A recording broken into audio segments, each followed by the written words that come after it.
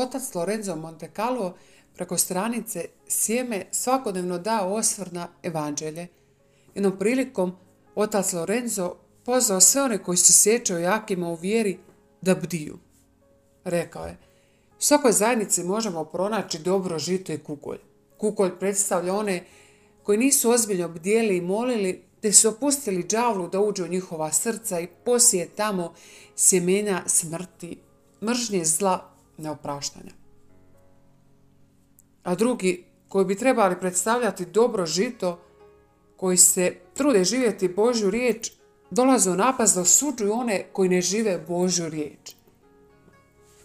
Tako da imamo one koji ne žive i one koji se trude živjeti, a okušni su da osude ove druge. Sve više razumijem odgovor koji je Papa Franjo dao novinaru na postavljeno mu pitanje kakav je vaš odnos prema homoseksualcima. A Papa odgovori: tko sam ja da im sudim?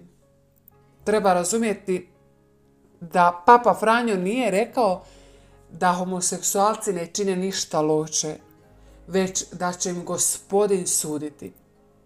Papa se ne želi postaviti na mjesto Boga, jedinog suca osobne i opće povijesti. Kršćanin je pozvan osuditi grijeh, ali ne i grešnike. Kršćani mi često kažu kako misle da su dobri. Oče, kada na televiziji vidim lice nekog oca ili majke koji ubio svoje dijete ili lice nekog kriminalca, moje srce kipti velikom mržnjom prema ovim osobama jer su učinili to zlo. A ja im kažem: brate ili sestro, i ti si zao. I mržnja je težak grijeh. Sotona stanuje u tvom srcu. Ne sudi, ne osuđuj, nego moli Gospodina da iz tvog srca iskorijeni kukolj mržnje i moli za kriminalce da se obrate i da žive u milosti.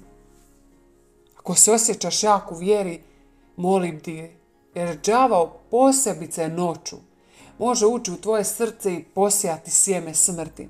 Noćna molitva je jako važna za zadobiti snagu da istjeramo đavola iz polja naše duše.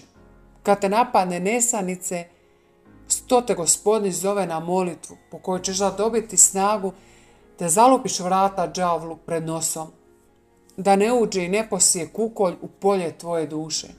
Jer pisano je: u ono vrijeme iznese Isus narodu prispodobu: kraljestvo je nebesko kao kad čovjek posije dobro sjeme na svoj njivi. Dok su njegovi ljudi spavali, dođe njegov neprijatelj. Posije posred žita kukolj i ode.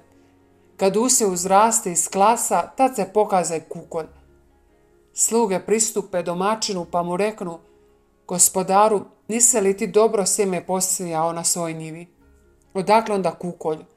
On odgovori: neprijatelj čovjek to učini.